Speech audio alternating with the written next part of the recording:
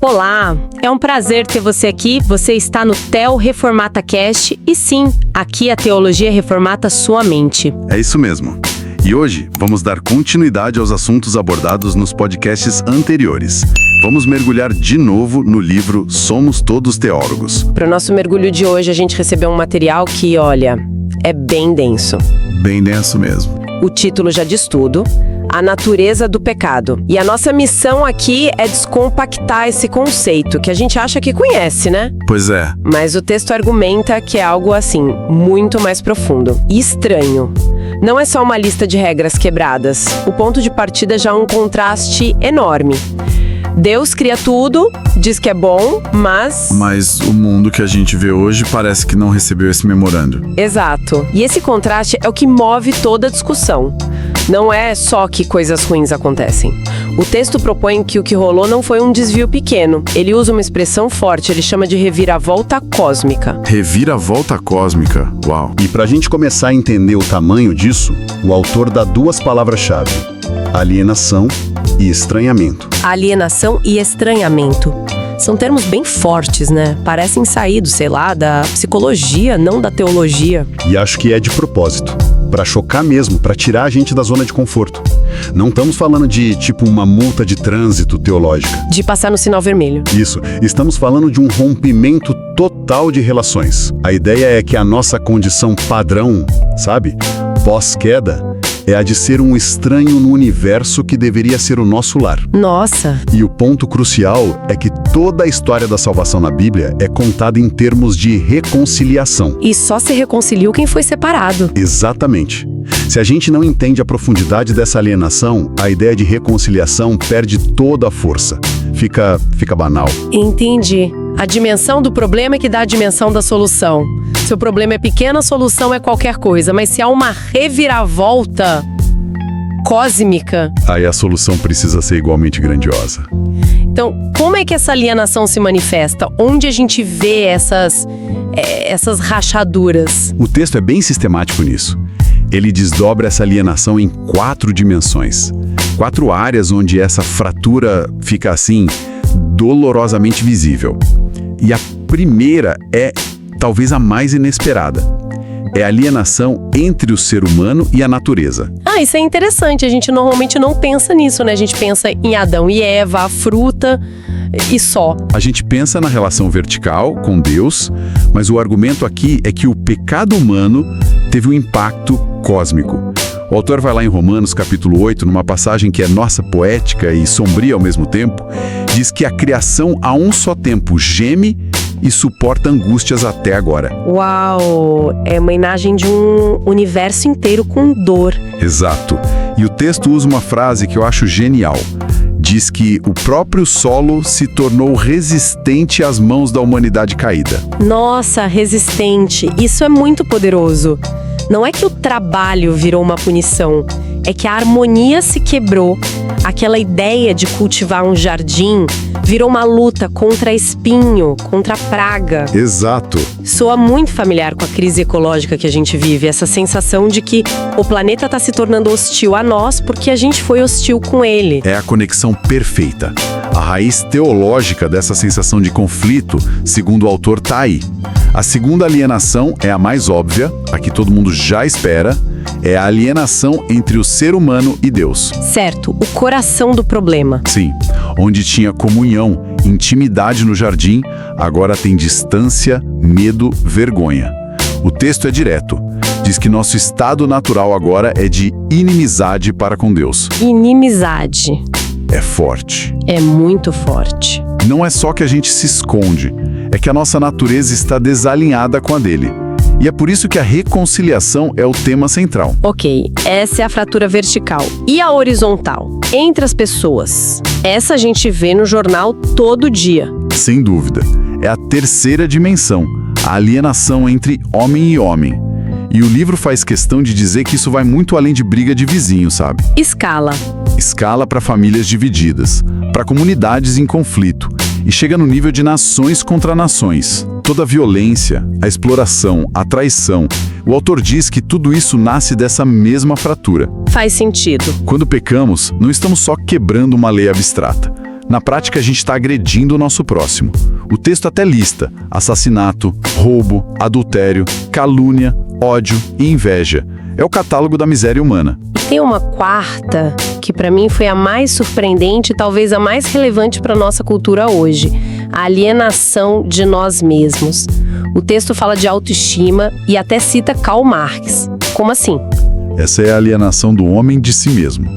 E é uma observação, assim, brilhante do autor. Ele conecta essa angústia tão moderna da busca por identidade e por valor próprio diretamente à queda. Peraí, como? A ideia é que, ao nos alienarmos de Deus, que é a fonte da nossa identidade, nós inevitavelmente nos tornamos estranhos para nós mesmos. Aquela sensação de não se conhecer, de se odiar. O que hoje a gente chama de síndrome do impostor, Sim. é descrita aqui como um sintoma dessa alienação interna.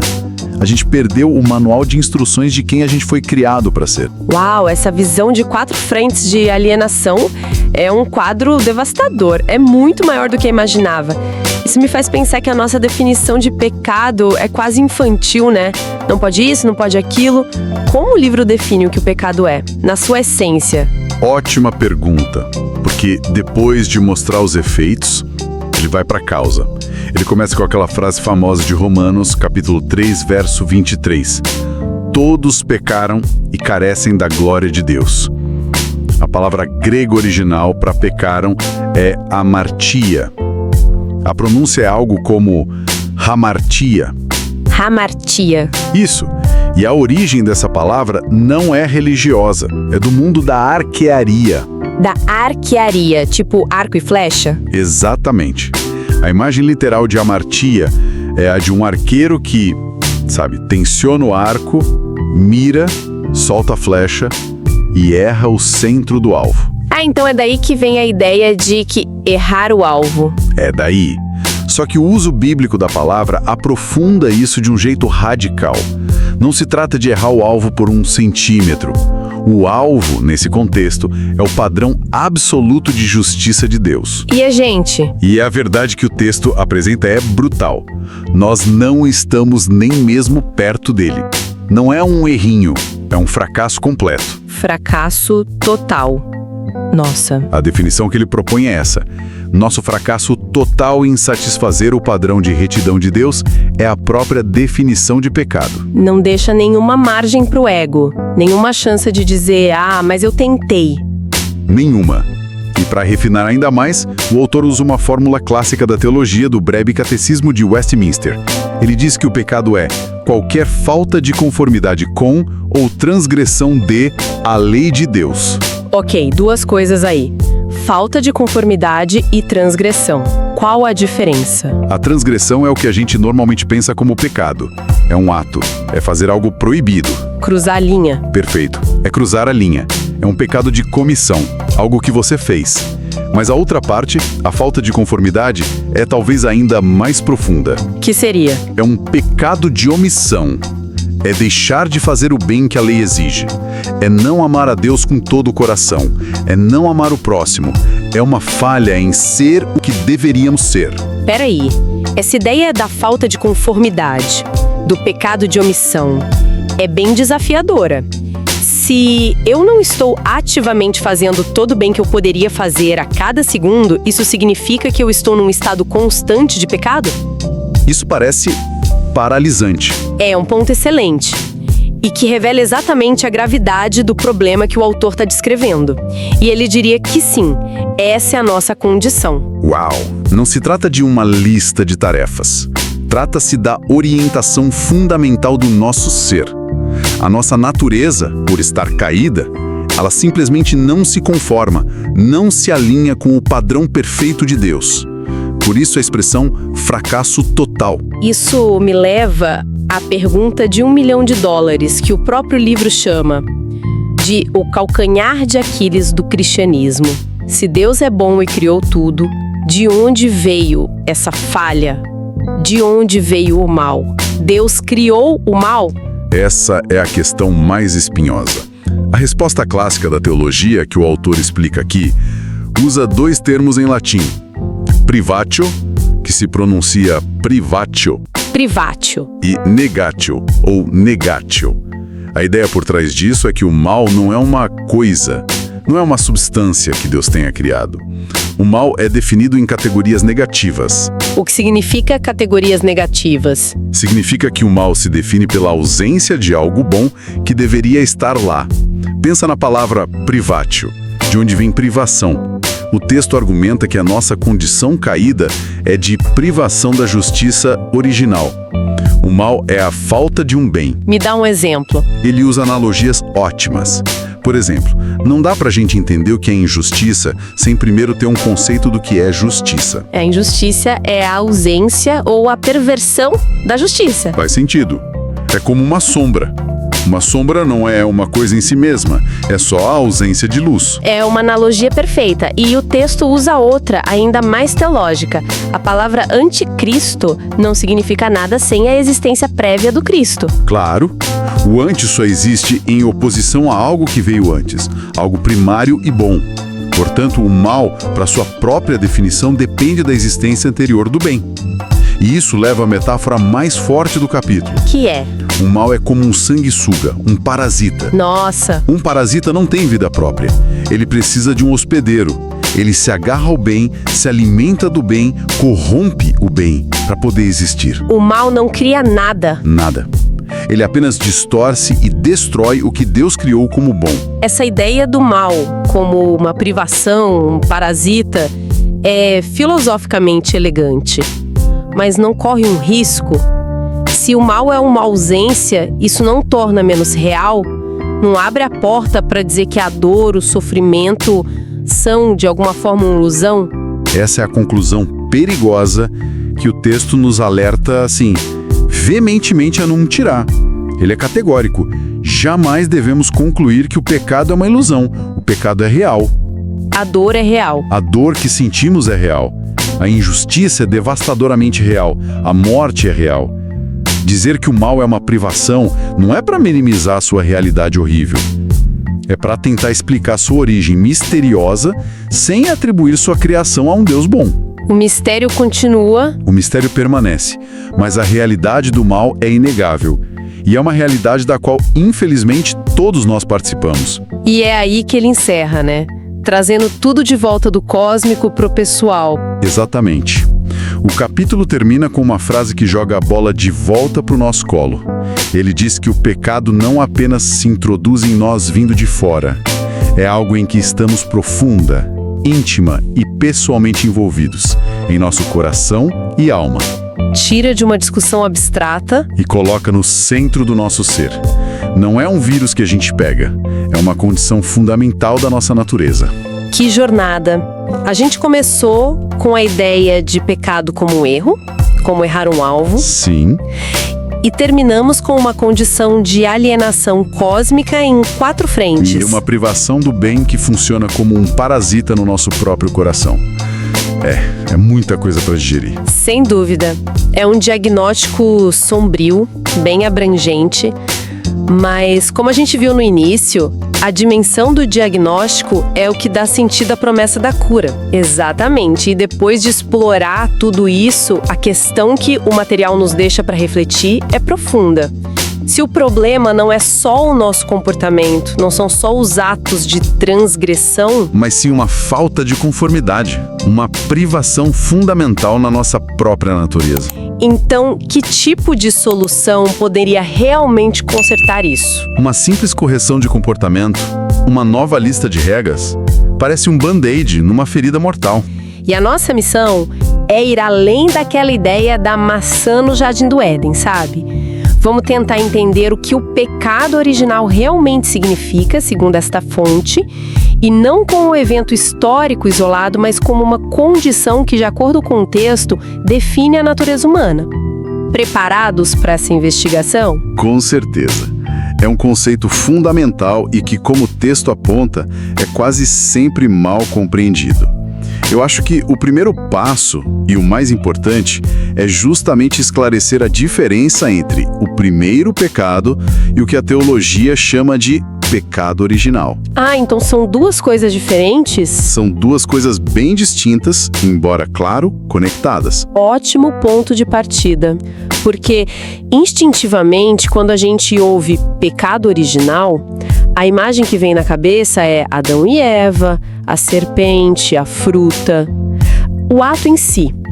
Mas o texto faz questão de dizer que não é bem isso, certo? Exatamente. O texto afirma que o pecado original não se refere ao primeiro pecado cometido, mas às suas consequências. É a nossa natureza caída. A condição. A condição. Uma condição pecaminosa da qual nascem os nossos pecados de hoje. É menos sobre o que Adão fez e mais sobre o que nós somos por causa do que ele fez. Tem uma frase-chave que a fonte usa para resumir isso que é bem impactante. Qual? O texto diz assim: a Escritura não nos diz que somos pecadores porque pecamos. Pelo contrário, ela afirma que pecamos porque somos pecadores. Uau, inverte totalmente a lógica. Totalmente. Veja bem, a causa está na nossa natureza, na raiz, e não nos atos isolados, que seriam, assim, os frutos. Entendi. Usando uma analogia de hoje, seria como se fosse o sistema operacional com uma falha de fábrica e não só um aplicativo que deu erro. Perfeito. Existe um ponto de não retorno. Imagino que teólogos como o Agostinho tenham tentado medir essa profundidade da queda. Sim, e de forma muito precisa. O autor recorre a Santo Agostinho, que talvez seja o teólogo mais influente nesse assunto. Ele estrutura essa mudança na condição humana em estágios, usando umas expressões em latim que são, assim, verdadeiras chaves de leitura. Antes da queda, no Éden, Adão e Eva estavam num estado que ele chama de posse peccare. Posse peccare. Isso significa literalmente a capacidade de pecar. Perfeito. Eles podiam cometer o erro. A porta para o pecado estava, digamos, destrancada. Mas, e aqui está o ponto crucial, essa não era a única capacidade que eles tinham. Agostinho diz que eles também estavam no estado de posse non peccare. A capacidade de não pecar. Ah, isso é fundamental. Então a liberdade era total. A balança estava perfeitamente equilibrada. Exatamente. Podiam tanto pender para o certo quanto para o errado, sem uma inclinação prévia para nenhum dos lados. É isso. É exatamente essa a ideia. A escolha era genuína. Eles não foram criados com uma tendência para o pecado. Eles foram criados com uma capacidade moral real e equilibrada para obedecer a Deus. Tinham tanto poder para pecar quanto poder para não pecar. Isso. E aí vem a virada, a queda. O que acontece com essas capacidades depois do primeiro pecado? É aqui que o diagnóstico de Agostinho se torna dramático. Após a queda, segundo ele, a condição humana muda drasticamente. Nós perdemos o posse non peccare, a capacidade de não pecar. Certo. E passamos a existir apenas no estado de não posse non peccare. Espera aí. Não posse não pecare. A incapacidade de não pecar? Confesso que essa expressão me incomoda um pouco. Ela parece tirar toda a nossa agência, como se fôssemos robôs programados para o erro. É essa a intenção? É uma reação perfeitamente compreensível. E o texto explora essa tensão. A intenção não é dizer que a gente não faz escolhas. A gente faz. Mas que todas as nossas escolhas agora partem de uma natureza corrompida. O poder de pecar, diz a fonte, ficou tão profundamente arraigado no nosso coração que se tornou moralmente impossível para nós vivermos uma vida sem pecar. Mas isso parece contraditório com o que a gente vê no mundo. Nós vemos atos de bondade todos os dias. Mães que se sacrificam pelos filhos, pessoas que devolvem carteiras, voluntários em desastres. Como essa visão tão absoluta da incapacidade de não pecar explica esses atos que parecem genuinamente bons? Interessante você tocar nesse ponto, porque é exatamente a objeção que o texto antecipa e se dedica a responder. Ele não nega que esses atos aconteçam. Certo. O que ele questiona é a motivação por trás deles, usando um conceito que chama de virtude cívica. Virtude cívica. Isso. E a fonte usa uma analogia muito clara, a do motorista. Ok. Imagine um homem dirigindo a 90 km por hora numa rodovia onde o limite é 100. Ele está dentro da lei. Um policial poderia até parar e elogiá-lo pela direção segura. Externamente, o ato dele é bom e correto. Certo, ele fez a coisa certa. Está em conformidade com a lei. Exato. Mas, mais tarde, esse mesmo homem entra numa área escolar, onde o limite é de 30 km por hora, e ele continua dirigindo a 90. Nossa. Por quê? Porque, segundo o autor, 90 km por hora é a velocidade que ele ama dirigir. O desejo fundamental dele não é obedecer à lei em si, mas dirigir na velocidade que lhe agrada. A obediência dele na rodovia foi, como o texto diz, uma circunstância fortuita. Aconteceu porque o desejo dele, por acaso, coincidiu com o que a lei permitia ali. Ah, agora eu entendi a provocação. Não foi por um amor puro à lei ou à segurança dos outros. Foi por conveniência. Exato. Então a régua que a fonte usa não é a conformidade externa, mas a inclinação do coração. E nessa régua, um ato bom feito por egoísmo ou por um desejo que não é puro ainda é uma falha. Exatamente. A motivação é a chave de tudo nessa análise. A obediência na rodovia pode ter sido motivada por medo de multas, desejo de se sentir seguro ou orgulho de ser um bom motorista. Mas não foi por um amor desinteressado pelo bem comum. Faz todo sentido. E o texto argumenta que muitas das nossas virtudes cívicas funcionam assim. Não roubamos porque temos medo de ser presos. Ajudamos alguém esperando reconhecimento ou para aliviar a nossa própria culpa. Isso é uma visão bem pessimista da natureza humana, não? Se a motivação é quase sempre contaminada pelo egoísmo, isso anula completamente o valor do ato?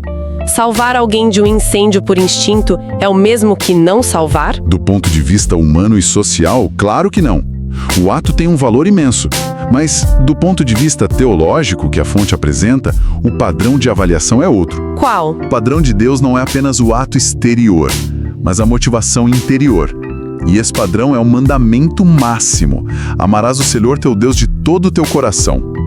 Como ninguém consegue amar a Deus perfeitamente, com essa devoção total, qualquer ato, mesmo que pareça bom por fora, falha em atingir esse padrão divino de motivação. Essa análise da motivação nos leva a uma visão realmente radical da condição humana. O texto chama isso de ponto de vista agostiniano. Qual é a diferença fundamental dele para outras visões sobre o assunto? A diferença é crucial e fica muito clara na metáfora que é usada. Muitas correntes dentro do cristianismo, diz a fonte, acreditam que, embora caídos, a gente ainda tem uma quantidade módica de justiça na alma. Nessa visão, seríamos como alguém que está doente. Ok, uma pessoa doente ainda está viva, está fraca, debilitada, mas ainda tem alguma força. Pode, com muito esforço, se levantar da cama, dar o primeiro passo para o médico. Ainda tem uma faísca de vida ali, uma capacidade de cooperar com a cura. Exatamente. A iniciativa, mesmo que fraca, ainda pode partir dela. Já o ponto de vista agostiniano, que a fonte defende, é muito mais radical. Ele diz que não estamos doentes. E o que estamos? Estamos mortos. Espiritualmente mortos e potentes. O texto usa a expressão em tão grande servidão ao pecado que não podemos fazer nada sem a graça resgatadora de Deus. Mortos. A palavra é um soco no estômago, porque um doente pode chamar o médico, mas um morto não pode fazer absolutamente nada.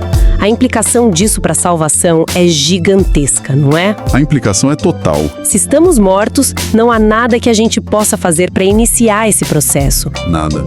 Uma pessoa morta não pode dar o primeiro passo. Ela não pode nem mesmo desejar o médico. Qualquer movimento em direção à vida tem que vir de uma força totalmente externa. É por isso que o texto cita Jesus para reforçar esse ponto. Ninguém poderá vir a mim se pelo Pai não lhe for concedido. A ênfase, segundo a análise, está na palavra poderá. Não é que as pessoas não são permitidas de vir, é que elas não são capazes de vir por si mesmas. E isso se conecta com outro conceito muito conhecido, o de nascer de novo. Diretamente. Se estamos mortos, não precisamos de ajuda, precisamos de ressurreição. O nascer de novo é descrito no texto exatamente assim, uma obra soberana e sobrenatural do Espírito Santo. É algo que acontece em nós, não por nós. Certo. Mas se estamos mortos e tão corrompidos, o que sobra? O texto fala que fomos criados à imagem de Deus. O que acontece com essa imagem? Ela é totalmente apagada por essa condição? É a pergunta lógica, e o texto traz essa nuance que é fundamental. A tradição agostiniana diz que a queda afeta a pessoa inteiramente, coração, corpo. Tudo. Nosso corpo se torna frágil, nossa mente, nosso pensamento é distorcido por preconceitos, raciocínios falhos, nossa vontade inclinada para o mal. Nesse sentido, a corrupção é total em sua extensão. Ela toca cada parte do nosso ser. Ok, total na extensão, mas não na intensidade. Seria isso? Exatamente. E aqui está o ponto-chave. A fonte é clara. A gente não perdeu a nossa capacidade de fazer escolhas, nossa vontade ou nossa racionalidade, porque ainda somos criaturas feitas à imagem de Deus. A humanidade não foi apagada, então... Não foi apagada. O que foi perdido foi a capacidade moral de sermos perfeitamente justos. A imagem de Deus em nós foi radicalmente afetada, mas não aniquilada. Então, se eu puder tentar outra analogia, é como uma obra de arte valiosíssima que foi vandalizada. Cada centímetro dela foi afetado pela pichação, a beleza original foi ofuscada, mas por baixo da tinta, a estrutura, a tela, a forma da obra original ainda existe. É uma boa analogia. É uma ótima analogia. A estrutura da nossa humanidade, a capacidade de pensar, de sentir, de escolher ainda está lá. Mas o funcionamento de tudo isso está profundamente comprometido. E para ilustrar essa profundidade, o texto encerra com uma citação do apóstolo Paulo no livro de Romanos, que é talvez o diagnóstico mais sombrio e direto da condição humana na Bíblia. E o que ele diz? Paulo escreve: "Não há justo nenhum sequer, não há quem entenda, não há quem busque a Deus, todos se extraviaram, não há quem faça o bem, não há nenhum sequer." Nossa! É a avaliação final sobre o estado natural da humanidade, segundo esta perspectiva. Lido, assim, de forma direta, é um diagnóstico devastador. Deixa a gente quase sem fôlego. Deixa. É uma visão que confronta diretamente qualquer otimismo ingênuo sobre a bondade inerente do ser humano. Que análise densa. Então, para recapitular o que a gente viu nesta fonte, o pecado original não é o ato de Adão e Eva, mas a condição caída que herdamos. Uma condição de incapacidade moral de não pecar. O tal do não posso não pecare, onde até nossos atos de virtudes cívicas são insuficientes por causa da motivação do coração. Isso. E vimos a visão agostiniana, que nos descreve como espiritualmente mortos, não apenas doentes, o que nos torna totalmente dependentes da graça de Deus. E, finalmente, que a imagem de Deus em nós foi corrompida, mas não apagada. Ainda somos humanos, mas radicalmente falhos. Isso resume perfeitamente os pontos principais. E a reflexão que fica para quem nos ouve talvez seja esta: se a gente partir da premissa deste texto de que a motivação humana fundamental, no seu estado natural, não é a busca pelo bem ou por Deus, mas sim uma inclinação para o egocentrismo, como isso nos força a reinterpretar as ações das pessoas ao nosso redor? Se o pecado é algo tão essencial à nossa natureza que a gente simplesmente não consegue evitar, como pode ser justo que Deus nos julgue por isso? Essa é uma daquelas perguntas que, sabe, param uma conversa. Ela vai direto no coração da nossa noção de justiça. Com certeza. E é por aí que a gente começa a nossa conversa de hoje, mergulhando no capítulo 21 do livro Somos Todos Teólogos. E o interessante é que essa questão, ela expõe um choque de visões de mundo. Como assim? De um lado, a gente tem nossa sensibilidade moderna, super individualista, que diz: olha, eu sou responsável só pelos meus atos. Do outro, uma lógica bíblica que opera com a ideia de solidariedade, de um destino corporativo, sabe? Entendi. E a nossa missão hoje é justamente explorar como os teólogos tentaram construir pontes sobre esse abismo. Exato. E a base para tudo isso, o alicerce, está em Romanos, capítulo 5. Paulo ali, ele cria um paralelo poderoso, quase poético. O paralelo entre Adão e Cristo, certo? Isso. Ele coloca os dois em espelho. Pelo primeiro, Adão, entraram no mundo o pecado, a condenação, a morte. Pelo segundo, Cristo, vieram a graça, a justificação, a vida. O fascinante é que o mecanismo para o problema e para a solução é o mesmo. Exatamente o mesmo. A ação de uma pessoa impactando todo o resto. É o princípio da representação. E é aí que o nosso desconforto começa. Certo, vamos aprofundar nisso. O livro usa a palavra imputação, que soa bem técnica. É um termo contável. Legal. Então, na prática, é como se o pecado de Adão fosse, lançado na nossa conta corrente espiritual. É uma ótima analogia. Imputação é isso, creditar ou debitar algo na conta de outra pessoa. No caso de Adão, o débito do pecado dele é transferido para nós. E no de Cristo? No caso de Cristo, o crédito infinito da justiça dele é transferido para quem crê. A lógica é idêntica. Mas antes de aceitar a solução, a gente precisa encarar o problema. E a primeira tentativa de lidar com isso, que o livro aborda, é basicamente... negar a premissa toda. Que é a visão de que a história de Adão e Eva é um mito. Uma parábola. Isso. Para alguns teólogos, principalmente da linha mais liberal, Adão não foi uma pessoa histórica. A história da queda seria uma metáfora. Genial. Mas uma metáfora sobre a jornada de cada ser humano. E nessa visão, como funciona? Todos nós nascemos inocentes, como um Adão antes da queda. Mas, em algum momento, cada um de nós enfrenta a sua própria árvore, sua própria tentação e tem sua própria queda pessoal. A gente não herda o pecado, a gente repete o padrão. Olha, para ser sincero, para quem não parte do princípio de que a Bíblia é literal, essa visão não parece resolver o problema da justiça de uma forma muito mais limpa. Parece mais palatável, né? Sim. Cada um é responsável pelo seu erro, fim de papo. Interessante você tocar nesse ponto, porque expõe exatamente o apeno dessa teoria. Ela se alinha perfeitamente com o nosso ideal de justiça individual. O problema, segundo o autor do livro, é que ao fazer isso, ela desmonta o argumento que o próprio apóstolo Paulo constrói. Ela resolve um problema filosófico pra gente, mas cria um problema bíblico. Um problema gigantesco. O ponto central do argumento de Paulo em Romanos 5 é sutil, mas brilhante.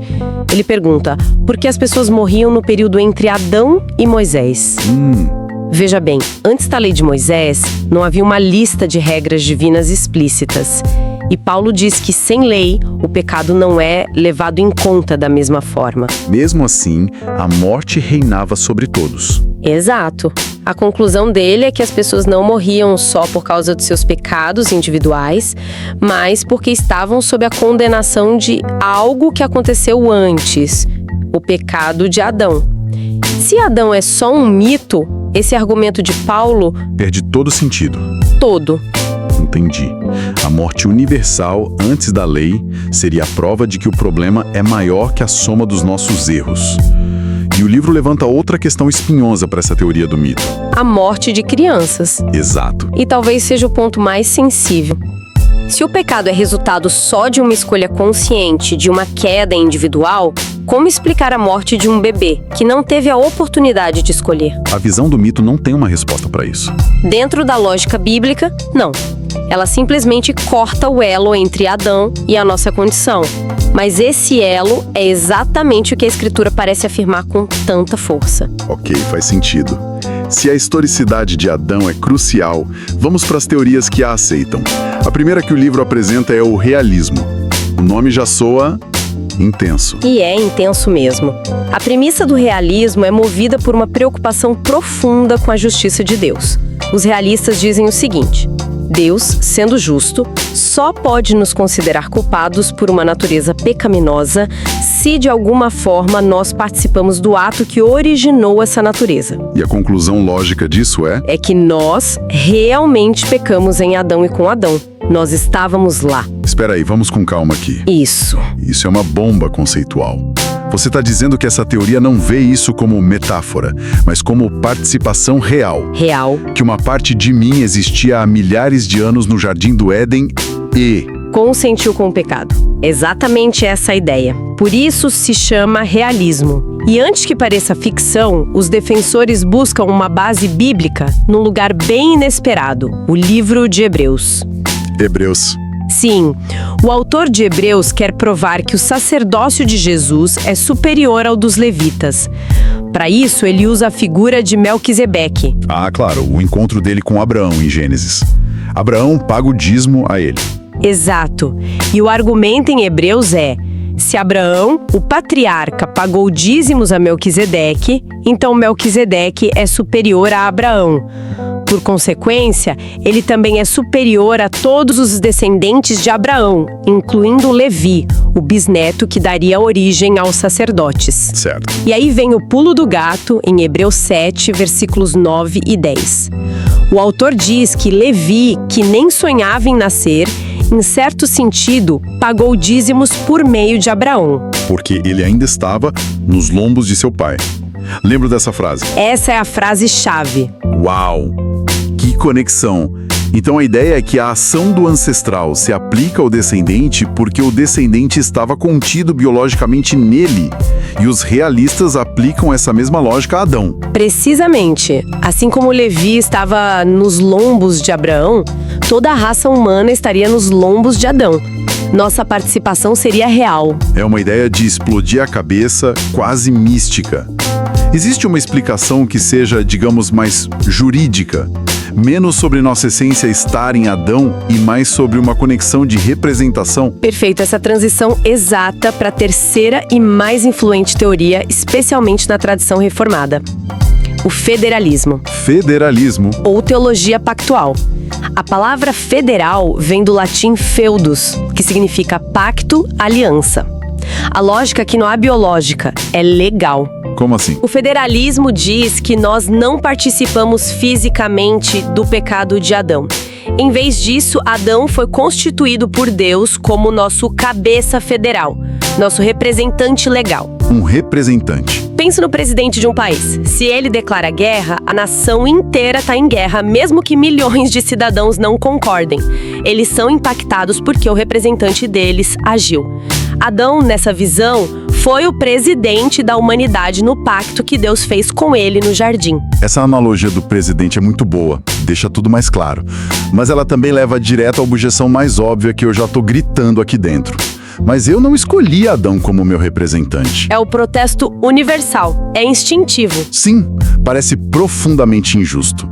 O livro até cita o slogan dos colonos americanos, né? Sem representantes, nenhum imposto. Exato. Esse desejo de escolher quem nos representa é fundamental para a nossa noção de justiça. E qual é a resposta do federalismo para essa objeção tão forte? A resposta é direta e desafiadora. Você não escolheu, Deus escolheu. E aqui está o ponto que a teoria defende como sendo crucial. Mas, com todo o respeito, essa resposta não soa um pouco como uma carta na manga teológica?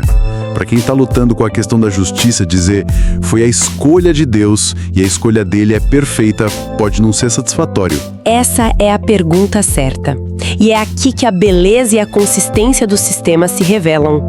A justiça desse sistema não está só no fato de que Deus o escolheu, mas na sua aplicação consistente para o problema e para a solução. Opa, como assim? É o clímax da história.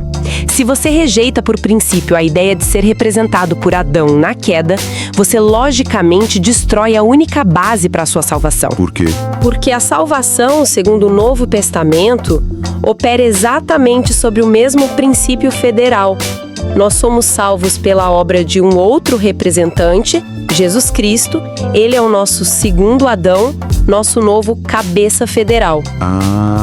Deus não nos declara justos por causa das nossas boas ações.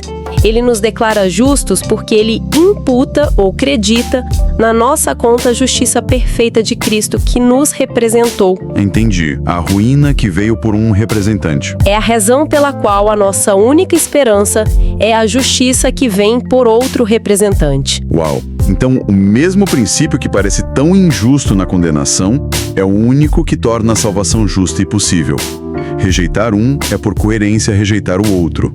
A ficha caiu. Exatamente. É uma simetria impressionante. A teologia pactual diria que Deus não tem dois sistemas de justiça, um para condenação e outro para salvação. O sistema é um só, o da representação. Faz todo sentido agora. Adão nos representou nas melhores condições possíveis, um mundo perfeito, sem natureza pecaminosa, e falhou. Cristo nos representou nas piores condições, um mundo caído, levando o nosso pecado e triunfou. A justiça de Deus se revela na consistência desse plano. Fica muito claro.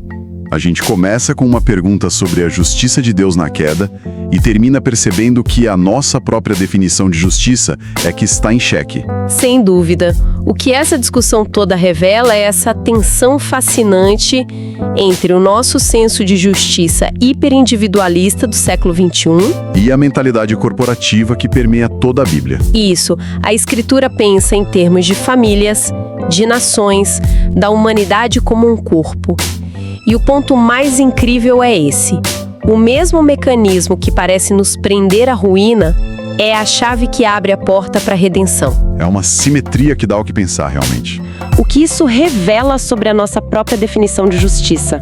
Boa pergunta. Será que aplicamos um padrão duplo? Um para condenação e outro para salvação? E de forma mais ampla, que outras responsabilidades corporativas ou familiares nós carregamos para o bem e para o mal, sem nem nos darmos conta no dia a dia? Um pensamento poderoso para fechar nossa conversa. E para quem quiser continuar aprofundando esses temas, fica o convite para acompanhar as playlists do nosso canal e a nossa série de estudos sobre o livro Somos Todos Teólogos. É essencial para quem quer aprender teologia com qualidade e de graça. Não se esqueçam de se inscrever no canal e ativar as notificações para não perder os próximos estudos. Cada capítulo nos leva a um novo nível de compreensão. E se você quiser adquirir o livro e estudar junto com a gente, use o nosso link de afiliado que está na descrição. Assim, você ajuda este projeto a continuar. Apoie quem compartilha conhecimento com você. Obrigada pela companhia e até o próximo estudo. Até lá!